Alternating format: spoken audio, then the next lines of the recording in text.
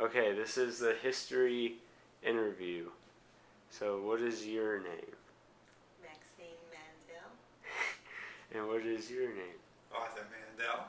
Okay, so that's my grandma and grandpa. So here's the first question. What was life like when you were 16? And what year was that when you guys were 16? Do you remember? It's too far back. 16. Let's see. I was 15 in 1957, and it was New York City, and 16-year-olds didn't need a car, but they had all kinds of public transportation. They could do everything, go every place. And in a big city, there was lots of opportunities for 16-year-olds to get jobs. Wait, hold on, you're going too far. I have to ask you more. Take trains to a big city, and to be counselors in camps, and we really had a wonderful life because I lived only a block from the Atlantic Ocean. And then you could go swimming. And all the teenagers would get together in a certain part of the beach and Okay, you're going too far. Hold on, you're going to steal all my questions. play guitar, have a wonderful time, Okay. especially during the summer. Grandpa, did you figure out what year you were? Yeah, I was 16 in 1950. Ooh, A long time ago. gosh. And none of the kids there ever thought about driving a car because Where were you born? Brooklyn, New York, Brooklyn, New York. and there was public transportation everywhere. And you could go by train or bus or trolley car, almost any place you wanted to go. All right. Okay, so what was education like back then? Okay, well, it was much different than it was today. We never had a weekend where we didn't have homework to do or reports to write. Dang it. It was very intense. The tests were very rarely multiple choice tests where you could guess at an answer. Most of them were essays, and you really had to know your stuff. It took a long time to do things because they didn't have any computers and they didn't have any electronic That equipment. is true. So we had to go to the library, especially because we weren't wealthy enough to have a full set of encyclopedias.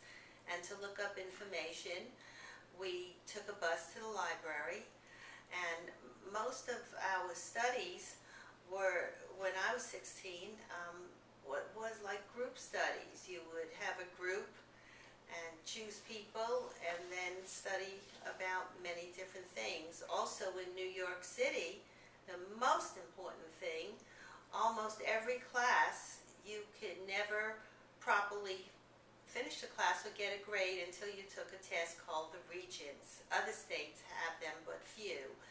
And it's still the same today.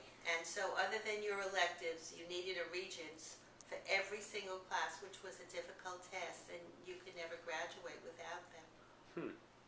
Okay, let's see. More questions. If you guys had jobs, what was work like? Did you guys have jobs at 16? Yeah, I had a job delivering packages in Manhattan between various companies. Pay was minimum pay at the time. I don't remember what it was, but it was a couple of dollars an hour. And That's not bad back then. yeah, you had to drag packages on the train and on the bus from company to company. It was pretty hard work. At 16,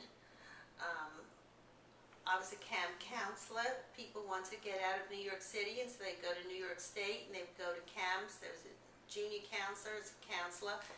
And at 17, I worked in the city, in Manhattan, and I got a job in a motion picture industry, and I would watch films and critique them. And most of us had to lie about our age and say that we weren't going to college. I started college at 17, but because then they wouldn't hire you if you told them that you were just going to quit after the summer. Okay, let's see. What was music like back then? What was popular in the 50s? It was the 50s. Every single thing that was 50s music is still alive today, especially because Dick Clark just passed that was all the music we knew. And we knew people that went on Dick Clark, like the Tokens, and we saw our friends on the first shows on that Saturday afternoon. What about you, Grandpa? One good thing about the music back then, you could understand the words. Oh my god. Okay, let's see. Any movies back then that you liked? Before I get to the real good questions. I didn't go to the movies very often because there weren't very many movie theaters near where I lived, maybe just one. And I just didn't go very Were they like often. drive-up movies? Remember, you could not drive in New York City till Oh, you were yeah. 18. So when you were 16, the only time I went to a drive-in movie was if I went with somebody that was already older and in college, so that he had a car. But I didn't like to go to those kind of movies because guys expected too much of you, and this was the 50s. Oh my god. Okay, let's see. Do you remember any wars when you were growing up? Any wars that were going on? For me, the Korean War was very important because my brother was in the Korean War and he was stationed in Korea. He was an accountant. I tell everybody that my mother always voted Democratic, but she sure voted Republican that year because President Eisenhower promised to bring the troops home. What about you, Grandpa? Do you I remember any wars? remember World War II. That's about it. And of course the Korean War. Okay, last question. How is life different and similar now? Just some examples. What can you think of off the top of your head?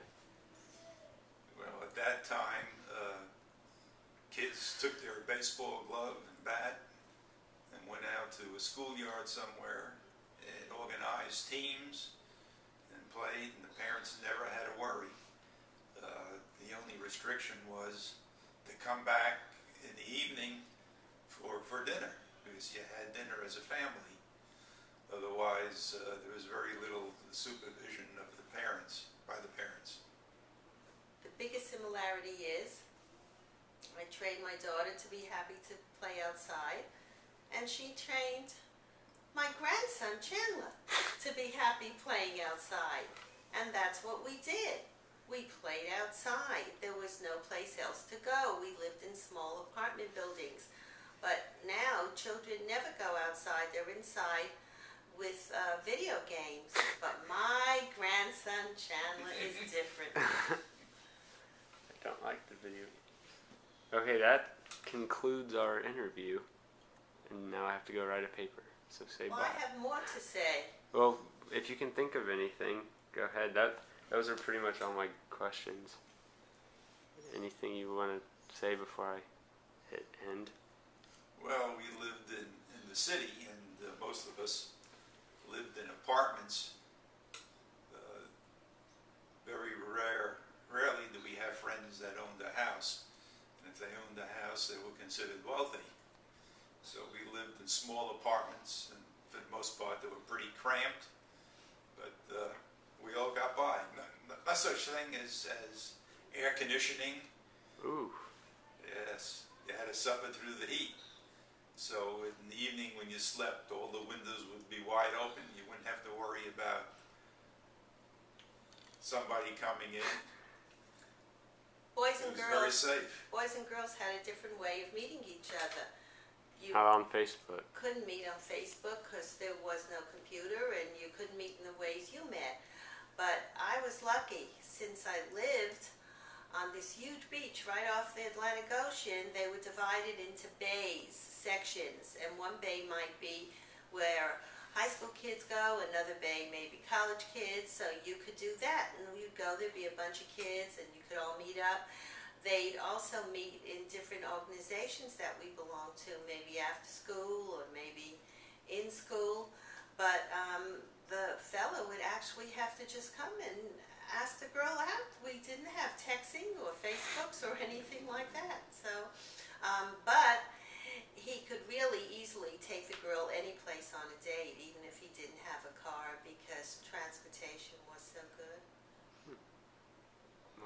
think that's about it. We really would like to talk a couple of more That's hours. 10 minutes already. But we All right. really enjoy speaking. Bye.